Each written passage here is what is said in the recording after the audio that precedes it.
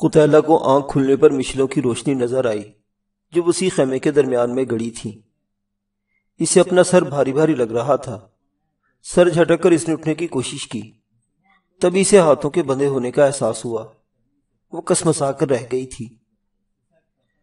ہاتھوں کے ساتھ اس کے پاؤں بھی مضبوط رسی سے بندھے تھے۔ اس نے لیٹے لیٹے خیمے میں نگاہ دوڑائی۔ وسیع خیمے کے درمیان میں 2 لکڑیاں گاڑ کر ان کے ساتھ 2 مشلیں باندھی گئی تھی۔ خیمے کے اندر اس کے 3 ساتھیوں کے علاوہ 5 عورتیں اور 15 کے قریب مرد بھی نظر آ رہے تھے۔ قتیلہ نے اندازہ لگایا کہ تمام کی عمریں 20 سے 28 سال کے درمیان تھی۔ ان کے چہروں پر مایوسی، ذلت اور نا امیدی کے سائے پھیلے تھے۔ نہ جانے بنو ضب والے انہیں کہاں سے پکڑ کر لائے تھے۔ عرب میں ایسے کافی گروہ سرگرم تھے جن کا ذریعہ معاش بردہ فروشی تھا۔ خود قتیلہ کا تعلق جس قبیلے سے تھا وہ بھی قزاقی کے ساتھ ساتھ ہاتھ آنے والے مرد و زن کو فروخت کر دیا کرتے تھے، اور اب وہ خود کسی ایسے قبیلے کے ہتھے چڑھ گئی تھی۔ کلاب اور اس کے ساتھیوں سے گفتگو کے ساتھ ہی اسے خطرے کا احساس ہو گیا تھا، لیکن وہ بروقت بچاؤ کی کوئی تدبیر نہیں کر سکی تھی۔ معزز سامعین، آپ سن رہے ہیں اردو ناول بردہ، قسط نمبر 34۔ اگر آپ نے ابھی تک ہمارا چینل ناولستان سبسکرائب نہیں کیا تو برائے مہربانی سے سبسکرائب کر لیں۔ پسند آنے کی صورت میں ویڈیو کو لائک کریں اور اپنی پسند یا ناپسند کا اظہار کمنٹ باکس میں کیجیے گا۔ شکریہ۔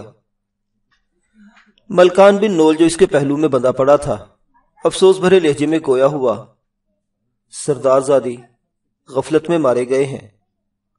قتیلہ نے متنبہ کیا تھا ملکان، مگر تم تینوں کو کھانے پینے کے علاوہ کچھ نہیں سوچ رہا تھا۔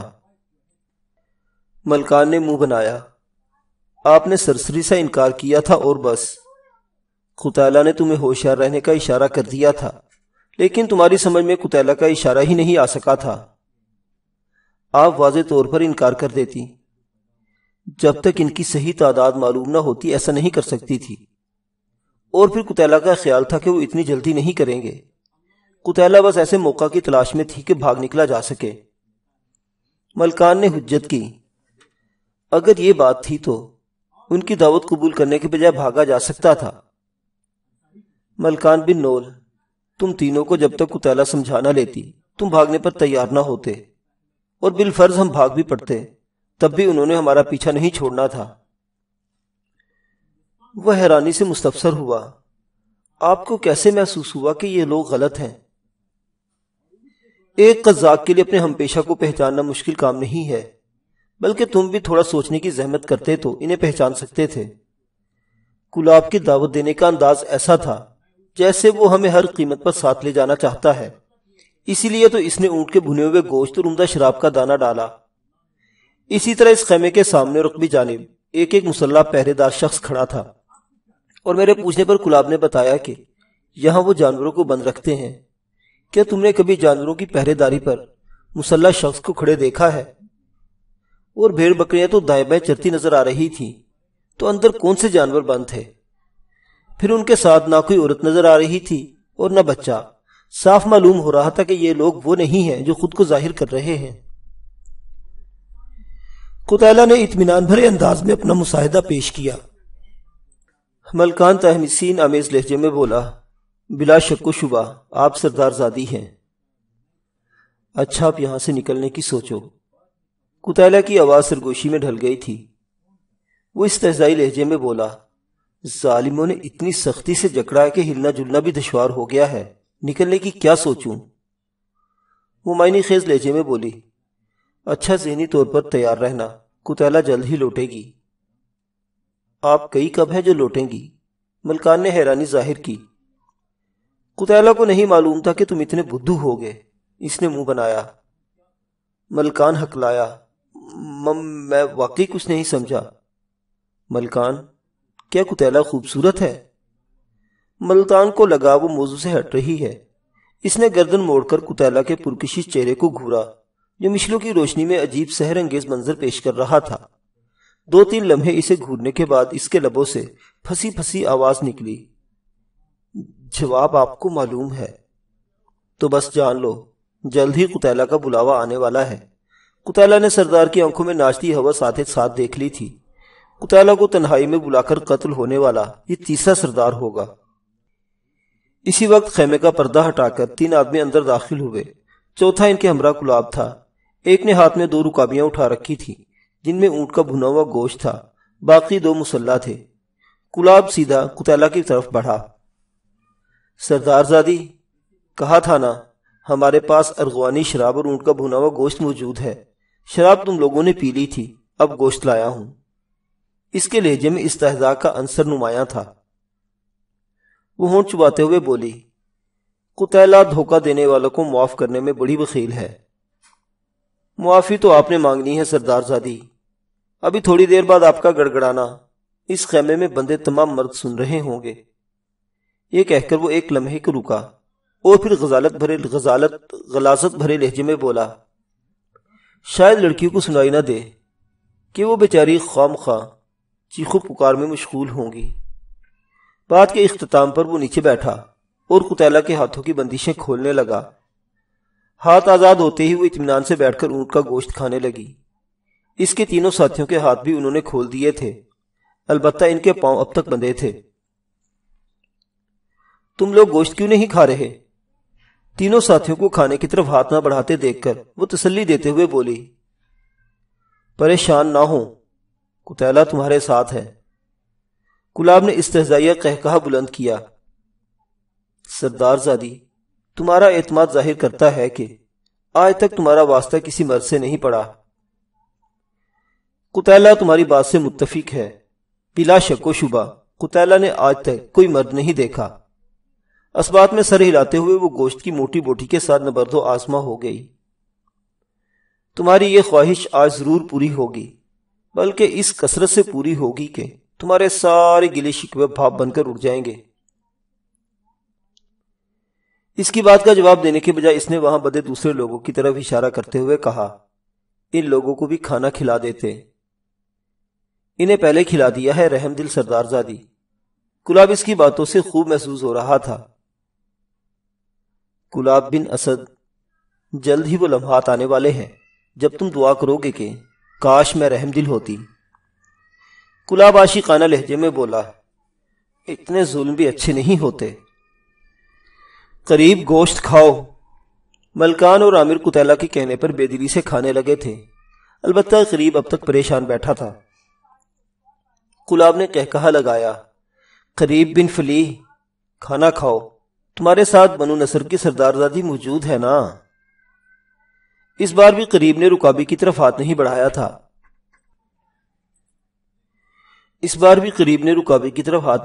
تھا۔ قتیلہ کو بزدلوں سے سخت نفرت ہے۔ وہ قریب کو جھڑکنے سے بھی باز نہیں آئی تھی۔ اس کے لہجے میں کوئی ایسی بات موجود تھی کہ قریب نے فوراً رکابی کی طرف ہاتھ بڑھا دیا تھا۔ کھانا کھا کر وہ مشکیزے کو منہ لگا کر باری باری پانی پینے لگی۔ اس دوران کلاب قیدی لڑکیوں کے قریب جا کر پرہوس نظروں سے ان کا جائزہ لے رہا تھا۔ ان کے کھانے سے فارغ ہوتے ہی وہ اپنے ساتھیوں کو بولا، ان تینوں کے ہاتھ باندھ دو، سردار زادی کے پاؤں بھی کھول دو، یہ بنو ضبط کے سردار کے پاس جائے گی۔ سرخ کپڑوں والی کو میرے خیمے میں پہنچا دو اور باقی 4 پر تم سب گزارا کر لینا، اور پریشان نہ ہونا، 2-3 دنوں تک سردار زادی تم سب کی رسائی ہو جائے گی۔ اس کے ساتھیوں نے سر ہلاتے ہوئے ملکان، عامر اور قریب کے ہاتھ باندھے، جبکہ ایک آدمی نے قتیلہ کے پاؤں سے بندشوں سے آزاد کر دیے۔ کلاب نے اس کے نزدیک آ کر مکروہ لہجے میں کہا، چلیں سردار زادی، تمہاری بہادری کے امتحان کا وقت قریب ہے۔ قتیلہ کے ہونٹوں پر زہریلی مسکراہٹ ابھری۔ کچھ کہے بغیر وہ جھک کر گوری پنڈلیوں کو مسلنے لگی جہاں رسی کے نشان پڑ گئے تھے۔ یہ خدمتیں کسی اور کے لیے رہنے دے سردار زادی، کلاب نے گھٹیا انداز میں کہتے ہوئے اس کے بازو سے پکڑ کر سیدھا کرنا چاہا، اور پھر ایک دم جیسے بجلی چمکی۔ قتیلہ نے سیدھے ہوتے ہی اپنی کوہنی بھرپور طریقے سے کلاب کی کنپٹی پر رسید کی۔ او کہہ کر وہ لہرا کر نیچے گر گیا تھا۔ قتیلہ نے سورج سے اس کے نیام سے تلوار کھینچی اور تلوار کے دستے کو کلاب کے سر پر رسید کرتے ہوئے اس کی بے ہوشی کو یقینی بنا دیا۔ قتیلہ کی بندشیں کھولنے والا کھانے کے برتن اٹھا کر سیدھا ہی ہوا تھا کہ اس پر قیامت ٹوٹ پڑی۔ کلاب کو بے ہوش کرتے ہی قتیلہ نے ہاتھ میں پکڑی تلوار گھمائی۔ اس کی گردن ملکار بن نول کے پیٹ میں گری تھی عورتوں کی بندشیں کھولنے والوں کی ان کی طرف پیٹ تھی۔ عورتوں کی بلند سسکیوں اور آہوزاری کی وجہ سے ان کے کانوں تک گلاب کی کراہ نہیں پہنچ سکی تھی۔ البتہ رکابیوں کے گرنے کا شور ان کی سماعتوں تک پہنچ گیا تھا۔ وہ بے اختیار پیچھے مڑے۔ عقبی منظر ایسا نہیں تھا کہ ان کے حواس باقی رہ پاتے۔ اپنے ساتھی کا بے سر لاشا تڑپتے دیکھ کر لمحہ بھر کے لیے وہ سن ہو گئے تھے، اور قتیلہ کے لیے اتنی مہلت کافی تھی۔ وہ بگولے کی طرح ان کی طرف بڑھی تھی۔ قتیلہ کو خون آلود تلوار اپنی جانب بڑھتا دیکھ کر وہ جھرجھری لیتے ہوئے نیام میں مقید تلواروں کی طرف متوجہ ہوئے۔ اس دوران قتیلہ موت کے فرشتے کی طرح ان کے قریب پہنچ گئی تھی۔ ایک بیچارے کا ہاتھ بمشکل تلوار کے دستے کو پکڑ سکا تھا، اور اس سے پہلے کہ وہ تلوار کو نیام سے باہر کھینچ پاتا، قتیلہ کی تلوار اس کے گلے میں گھس کر عقب سے نکل گئی۔ وہ خرخراتا ہوا نیچے گرا۔ اس کا ساتھی البتہ تلوار نکالنے میں کامیاب ہو چکا تھا۔ پہلے والے کا تڑپتا ہوا جسم ان 5 عورتوں کے درمیان گرا۔ سریلی چیخوں نے مرنے والے کی خرخراہٹ کو چھپا دیا تھا۔ قتیلہ ان سے بے پرواہ اپنے مخالف کی طرف متوجہ ہوئی، جس کے چہرے پر غیظ و غضب پھیلا تھا۔ اس نے زوردار انداز میں تلوار گھمائی۔ اس کا شدید وار قتیلہ کے لیے غیر متوقع نہیں تھا۔ وہ مخالف کی ایک ایک حرکت پر نظر رکھتی تھی۔ مقابل کے وار سے بچنا، اس کی طاقت کو اس کے خلاف استعمال کرنا، تلوار کے وائے کو ضائع کرنا اور ایسے موقع کی تلاش میں رہنا مخالف دفاع کرنے میں مکمل ناکام ہو۔ اس وقت بھی مد مقابل کو ہاتھ گھماتے دیکھ کر اس نے گھٹنوں میں ذرا سا خم پیدا کیا۔ تلوار شاں کی آواز سے اس کے سر کے اوپر سے گزر گئی تھی، جبکہ اس کے تینوں ساتھیوں نے ڈر کے مارے ایک لمحے کے لیے آنکھیں بند کر لی تھی۔ قتیلہ کی موت ان کی غلامی پر مہر ثبت کرنے والی تھی۔ وار کرنے والے نے تلوار اتنی طاقت سے گھمائی تھی کہ وار کے خطا جانے پر گھوم گیا، اور پھر اس کے سنبھلنے سے پہلے قتیلہ کی تلوار اس کے نرخے سے پار ہو چکی تھی۔ اس کے ساتھیوں کو آنکھیں کھولنے پر مخالف کا تڑپتا ہوا لاشا نظر آیا، جبکہ قتیلہ تلوار سونتے خیمے کے دروازے کی طرف بھاگی جا رہی تھی۔ باہر جھانکنے پر اسے محافظ نظر نہیں آیا تھا۔ یقیناً وہ کھانا دینے والوں کے ساتھ ہی اندر گھس آیا تھا۔ باہر گھپ اندھیرا تھا، البتہ مختلف خیموں میں جلنے والی مشلوں کی روشنی سے خیموں کے حوالے دکھائی دے رہے تھے۔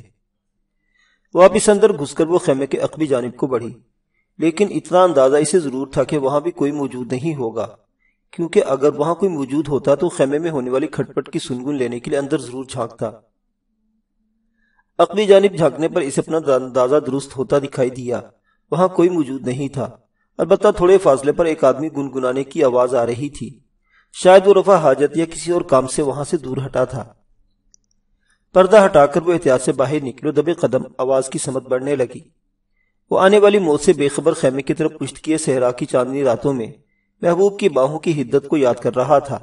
اس کے ساتھ ہی پانی کے ریت سے ٹکرانے کی مسلسل آواز اس کے وہاں کھڑے ہونے کو مقصد کو ظاہر کر رہی تھی۔ قتیلہ کے قریب پہنچنے تک وہ فارغ ہو چکا تھا، البتہ قتیلہ نے اسے آزار باندھنے کا موقع نہیں دیا تھا۔ بالکل آخری لمحے میں اس نے موت کی آہٹ سن لی تھی، لیکن اس کے سنبھلنے سے پہلے قتیلہ کی تلوار اپنا کام کر چکی تھی۔ بے سر جسم کوئی آواز نہیں نکال سکتا تھا، اور نہ سر کو جسم کے بغیر بولنے کی طاقت حاصل تھی۔ تڑپتی لاش کی کمر سے تلوار کھول کر وہ واپس پلٹی۔ خیمے میں خاموشی چھا چکی تھی۔ یقیناً لڑکیوں کو کسی نے خاموش رہنے کا اشارہ کر دیا تھا، شاید انہیں خود ہی عقل آ گئی تھی۔ اندر گھستے اسے تمام عقبی دروازے کی جانب متوجہ نظر آئے۔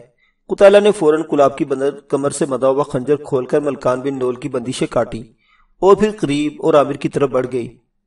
ملکان بھی دوسری قیدیوں کی طرف بڑھ گیا تھا۔ تھوڑی دیر بعد تمام قیدی آزاد ہو چکے تھے۔ ان کے چہروں پر خوف و ہراس کے ساتھ امید کی جھلک بھی نظر آ رہی تھی۔ قتیلہ نے تمام کو اکٹھا کر کے دھیمی آواز میں کہا،